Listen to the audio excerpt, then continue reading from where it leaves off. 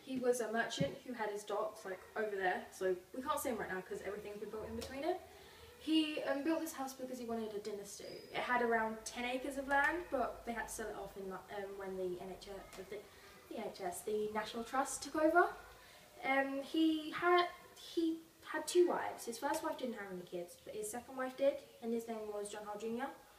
John Hall Jr. It was very tragic, his life was. His dad died, so the original owner of the house, his dad died in 2 years after he was born. Then his mom died 9 years after that. And then his aunt died 2 years after that. Aye. And so a lot of people within his line that were around him just kind of died. And he died when he was 29. But he had a wife, and she was wealthy because this house was left to her. But she gave it to her father because she didn't want her new husband to take the house off her because it was from her old husband, so she wanted to keep it. And so she gave it to her father, who gave it back to her. And so around 100 years before she was actually legally supposed to own a house, she had a house in her own name and her husband couldn't get to it. The house, it was tenanted out by her family because she wasn't living in it. She was living with her husband. Yeah. And so this house has a lot of different inhabitants. We talk about downstairs. It's normally seen. As you came in, it was a really large room compared to the other ones. It's actually not supposed to be like that. There's supposed to be a wall in between it. So it's all supposed to be, as you can see, like in these rooms, they're all equal.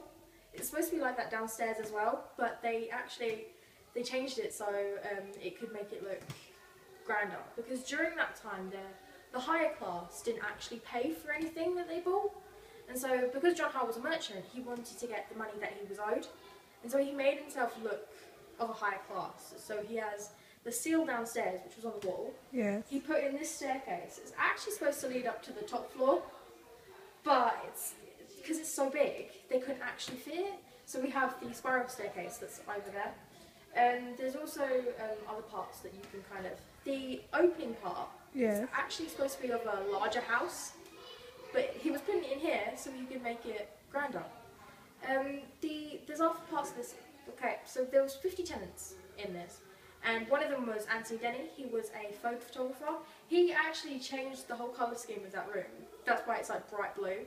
That's it's like normal for the 60s because that's when he tenanted out. Downstairs there's gold around the actual room. It's not actually supposed to be like that. He put that in, and he's one of the reasons that the tenants was told not to change the house because he changed so much of it from the actual original history. Apparently these paintings on the wall, they're actually original to the house. Most of this house is original, like apart from some of the furniture. We've got the clock downstairs. Yeah. It was brought in because once John Howard died, his wife wanted to keep the house, and because of that she needed to sell off a lot of the furniture to be able to afford it. And so we don't actually have much of the original furniture anymore.